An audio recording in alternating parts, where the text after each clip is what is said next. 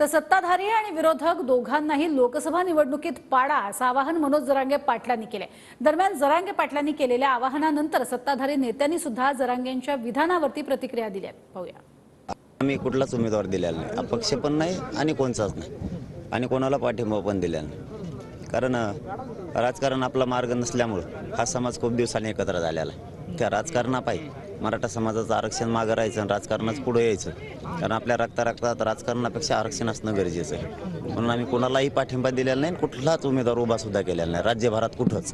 मराठ्यांच्या मताची भीती नाही यांना, बाकीच्यांच्या मताची भीती म्हणून मराठ्यांना मिळत नाही। मराठ्यांनी एक काम करणं गरजेचं आहे, निवडणुकीला उभा राहण्यापेक्षा पाडण्यात सुद्धा विजय, यांना पाडा, हे दोघंही कामाचे नाही आहेत, पाडा यांना। जरांगे पाटलांनी स्टेटमेंट हे कुणाच्या विरोधात केलंय याची मला कल्पना नाही, परंतु त्यांचा मेसेज त्यांनी ज्या पद्धतीने दिला असेल कदाचित त्या कार्यकर्त्याला माहीत असेल, म्हणून आता नेमकं कुणाला पाडायचं आहे हे जरांगे पाटलाला माहीत। राजकारणाच्या वेळेला किंवा निवडणुकीच्या वेळेला आता त्यांचे कार्यकर्ते कुणाकडे जातील हे काही दिवसात आपल्याला कळेल।